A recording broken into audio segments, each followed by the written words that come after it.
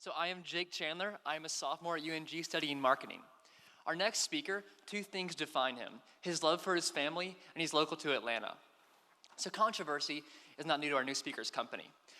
Rather, through the name-calling and discussions around anonymous social media, Yik Yak has taken a strong look at its model and grown from that, from its start 2 years ago in November of 2013. Yik Yak now has close to 2 million active users. As well, it's used very heavily on our campus at UNG. So Yik Yak, lately, they have received up to 100,000 downloads per day and are number 3 on Apple's App Store for popularity. So Yik Yak, through its popularity and through its marketing by word of mouth, has gotten the notice of the tech industry as well as investors. Our next speaker helps solidify Yik Yak's technology platform. Our speaker is Yik Yak's Chief Technology Officer, Tom Chernetsky. So please welcome up Mr. Tom Chernetsky, guys. Thanks, Jake. I don't think so. I think this is supposed to be on. Here, go ahead. Let me have it. John? Okay. Yeah, I'm good. Good morning. I'm Tom Chernetsky. I'm the CTO of Yik Yak. 2013, 24-year-old kid who was on his way to medical school was taking a jog through one of the local parks around here, and he thought of a funny little quip that he was going to post on Twitter. And he spent a while trying to think of a funny handle that he could use to do it. And after a little while, he just couldn't do it. And then he thought to himself, why do I have to have a handle? And then he thought to himself, gosh, it's not even going to matter because everybody only follows the celebrities or the girls that have pretty pictures of themselves. And he thought to himself, the funniest kid in the class might be the quietest kid in the class. Now, up to this point, he and his partner had already failed multiple times writing applications that were silly, rejected by the App Store, just outright failures time and time again. And then they wrote an app called Chatter. But Chatter had already been taken. So they talked to their parents, and Tyler's mom pointed out that there was a song back in the day that had a phrase of yakety yak, don't talk back. And he said, okay, well, Yik Yak. Brooks drew a picture of a yak, and the rest is history. So Yik Yak is a hyperlocal communications app. And what I mean by that is if you open up Yik Yak at any location around the world, you can talk directly to the people around you. You can see what they're talking about. In some cases, it's humorous. On colleges, it tends to be a mix of humor, local news, edgy content, and information about what's going on around them. What was that noise that we just heard outside the building? What's the deal with the traffic on Highway 20? All of these things unite all of us together. Everyone in this room has shared experiences just based on the fact that we happen to be here right now. We all enjoyed the wonderful speech before us. We're all going to have lunch later. There's this short-term, temporary connection that we have, and Yik Yak lets us all communicate. So we define our company by two things. We're hyper-local and we're simple. These are the guiding premises that we use to define everything that we do. And we've taken that from a couple of kids working out of the Atlanta Tech Village to raising tens of millions of dollars and being one of the darlings of Silicon Valley right now, which we're very, very fortunate to be, and we appreciate it. But we're located here in Atlanta. We're in Buckhead. I still live in Swanee. We are really very much an Atlanta company. We have offices in San Francisco as well, but we have a rather large presence here. So my advice to you today is to stay focused. If you're going to start a company, find out what you do and stay focused in that area. We're hyper-local and simple. We're not Facebook, we're not Twitter, we're Yik Yak. And so we have to innovate within our space. We have to make sure that everything that we do is consistent with what our strengths are, and we're not just trying to mimic some other company. So innovate within your space. On to the next. So when I started with Yik Yak, it was literally the three of us. We were in an office down in Atlanta Tech Village. We moved from a card table to a closet to a bigger office, and all along the way, trying to shore up the technology while we added tens of thousands, hundreds of thousands, and then millions of users to the system. So I'm going to give you a little bit of a taste of what development is like in a startup company. So the first versions of our development at Yik Yak were primarily just a bunch of people working all the time. Smart people We just grabbed as many smart people as we could. We fed them caffeine. We gave them loud music. They had a passion. And then we just cranked as hard as we could. We worked. Things failed, things succeeded. It didn't matter, we didn't stop, but we stayed focused and we just worked nonstop. Very soon, we moved. So that was our formula. Coffee plus music equals software. And soon we found the right mix. We were able to stay simple enough that people could use our app, and we were able to grow strong enough that we could scale. So the pros for this were allowed us to move very fast. We could do lots of innovation. I was writing all the code. Tyler could walk over to me and ask for a new feature. I could add the new feature. It was just sheer joy and excitement every day as we broke things, as we added new features, as we got direct feedback from users. We started talking to investors. The whole journey was just amazing. Some of the cons: developers need sleep. You cannot keep that pace. Integrating new team members is very hard. All they would do is stand around and watch a few of us write code. We couldn't get them into the system.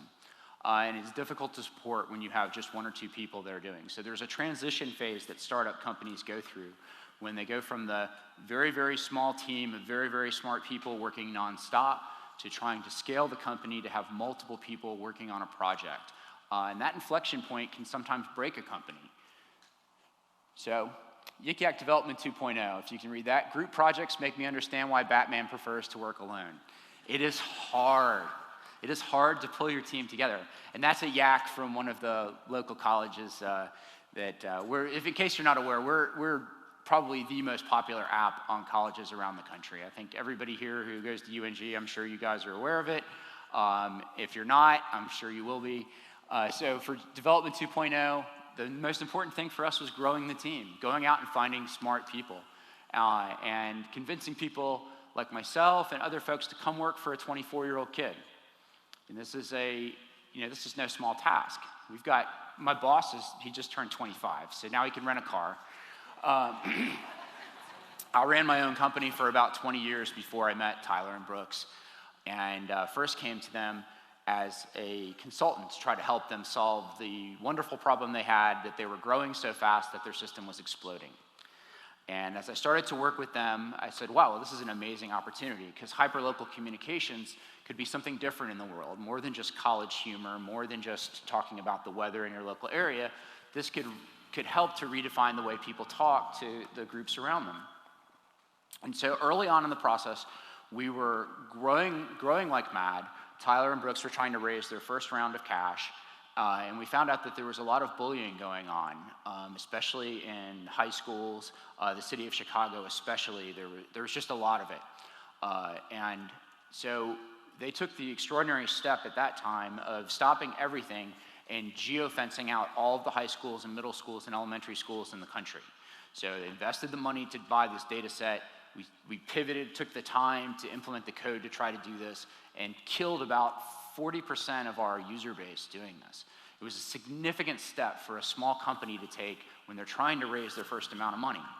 And to me, I saw this as both an ethical feather in their cap, as well as a nod to long-term planning, because they were able to see the long-term goals of the company, and it wasn't just grabbing users at any cost. We've continued to struggle and to succeed in trying to remove bullying off of our app. But I can tell you that moment there was the turning point for me, which allowed me to walk away from a company that I'd had for 20 years and to come and be the CTO at Yik Yak and not just watch them go on their way. And so stay true to your ethics, think long-term, and don't go for short-term goals over your long-term successes. The next steps in our growth here is adding processes, which means that now we just have to start to track the work that we're doing. We have to do more than just send somebody off into the room, go write code, and come back 2 days later, and then we have a feature. We have to track it. We have to keep track of bugs. We have to keep track of who's working on what. All of these things, integrating these processes are very difficult, but they're critical. And the better that your company embraces process and prevents it from grinding your company to a halt, but it will allow you to jump into that next step. When investors begin to look at companies, they want to invest in a company. They don't want to invest in an idea. They don't want to necessarily just invest in people. They want to invest in people who have found a way to work together and people who have shown an ability to add more people to a team and make that team scale. Sometimes scaling the team is the harder part than scaling your user base. Another hard part as a startup grows is changing roles. My roles changed multiple times as CTO, from a direct first-line manager to a coder to a research and development lead to taking on technical problems to interfacing with the press. Everybody in the company will see their roles change dramatically, and you have to be flexible to that. There are going to be people who are key to you at the startup phase of a company who will not be able to make the transition to a larger company, and this is okay. My advice to you is to make sure that you treat every person in your company as a person, and that you make sure that those people are rewarded along the way for what they contribute and not necessarily forced into roles that they're not comfortable with. And if it does come time to separate with people, that you do it professionally and ethically and make sure that they share in the rewards of what they've done and that they don't feel like they were just pushed out because now the company is going in this direction. Go to the next. In real life, the rabbit wins. I talk to lots of entrepreneurs, and they're 6 months into writing their software program or building their thingamabob or doing whatever it is that they're going to do, and any day now they're going to have it done almost enough that they can show it to somebody. Now, if you're building a medical device, then I want you to take your time. Get it right. If you are in my space, or you're in any kind of software development space, the rabbit wins. Getting out there first, showing it to people, letting them test it, break it, come back, make iterations, change it and fix it, move quickly, get your piece out there. I think that Tyler, from the time that he came up with Chatter to the time that he had an app in the App Store was 2 to 3 weeks. From that point, it was nothing but hard work. It wasn't sitting there and polishing that software and trying to release it again and release it again. It was reaching out to all the colleges, talking to the people that he thought, that Tyler and Brooks both thought would use it, reaching out to colleges, finding out, okay, who's going to use this app? Why wouldn't they use it? Why would they use it? And then making small changes. But get your product out quickly and don't sit there and polish apples while the market passes you by. So for those of you who don't know what Yik Yak is a CB radio. Be original. You don't have to be first. You just have to be the best. Take an idea that's already out there and twist it for how does new technology make it different. Was there an idea that used to be kind of okay, but now there's something that we can do that since you can stream video on demand to a person's phone, is this suddenly a new idea? Yik Yak is a CB radio. So if any of you kids want to try to explain it to your parents, if you don't know what a CB radio is, just tell them that that's what Yik Yak is. So here's some free advice. Metrics on day one. If you are starting a company, the number one most important thing that you can have, if you think you are ever going to talk to any investors, metrics around what you are doing. Metrics around the adoption of your product. Metrics around the performance of your product. Have that history from day one. It is so important. Take the time to do it. Don't over-engineer it. Again, if you're doing the medical device, please do it. If you're writing an app to take pictures of cats, get it out there. Don't over-engineer the product. Solve the specific problems that you need to solve. Triage is your most important skill in the early days of a startup. If you're doing software, know your licenses in open source. And this extends to all companies. Know the legal ramifications of what you're doing. Make sure that you have appropriate copyrights to use anything that you're using, because somebody will come up later on when you're successful and go, yeah, that's my drawing of a fish that you're using, and I think I'm entitled to 80% of your profits. Or if you're integrating software into your project, just because you found it on Google and pasted it into your code doesn't make it free. Learn this early on if you're doing software, and know the legal ramifications of all the things that you're doing. Hire an attorney. Hire photographers, not camera operators. This is a kind of a saying that we have at Yik Yak. And I'll put it in terms of software development. we use Golang and Node and other languages, and I'm less concerned with your ability to know the syntax of a programming language than I am in your ability to think abstractly and to solve problems, use that language as a tool. So that's what I mean is if you're a photographer, who's a photographer in this room, right? I can hand you any camera and you can take a fantastic picture of somebody. You can hand me the most expensive camera in the world, and maybe I know how to use it, but my ability to capture a photo is different. I want photographers, not camera operators. I want a poet, not somebody who is versed in a specific language or the syntax and grammar. They're different skills. Things are different at scale. Somebody that can write a program for you that can handle 1,000 users is fundamentally different from a program that needs to handle 1,000,000 users. Things are very, very different. They don't scale linearly, and your problems change with very large numbers of people and very large numbers of users. God. So my final inspirational thoughts for all of you wannabe entrepreneurs out there. Your idea is terrible. I can tell you that right now. I don't care what your idea is. It's terrible. It's already been done. Somebody has already done your idea. I guarantee it. You can just go Google it. It's out there.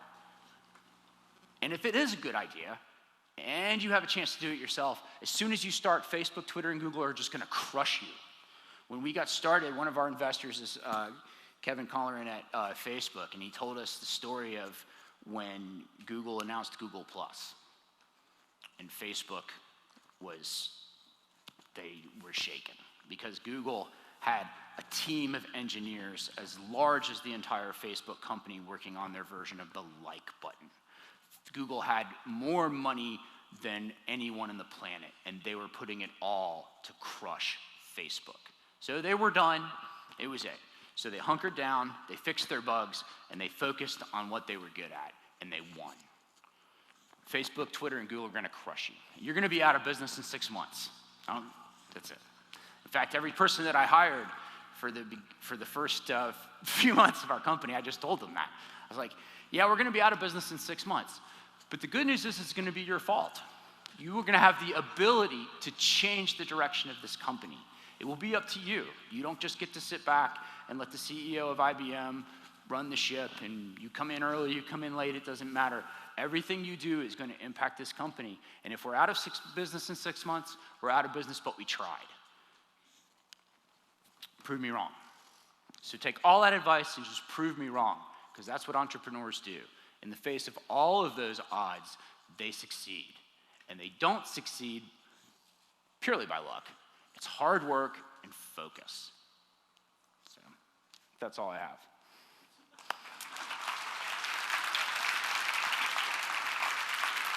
Any questions? No? Oh, yeah, go ahead. Go ahead, sir. When you were talking about setting up sort of a model or a process to sort of stick to, how did you manage to sustain a culture at the same time that sort of lured people in? I visited Atlanta Tech Village one time, and one of the big things that I noticed there was culture. And they were really big on making it a place that people wanted to work and felt comfortable working and enjoyed being there. Was that something that Yik Yak? Yes, our culture is critical to us. In fact, every single person that interviews in the company interviews with multiple people on different teams. For one, we want to see how you interact with the other individuals in the company, see if you fit in. Process does not necessarily destroy culture, but you have to be willing to iterate quickly on your process if it's not working for you. If you have Scrum meetings every Tuesday and they last for 7 hours and you plan what you're going to do for the next 6 weeks and that doesn't work right away, change your process. So your process has to make your team more powerful. Your team is not there to make your process work. That's, I guess, the best way I can answer it. Any evidence? So one of the largest problems with having a social media app or any sort of social media website is growing your user base. How did you manage to do that so quickly? So it was hard work. We're not just like any other app that you throw out there. There's physical people on the ground.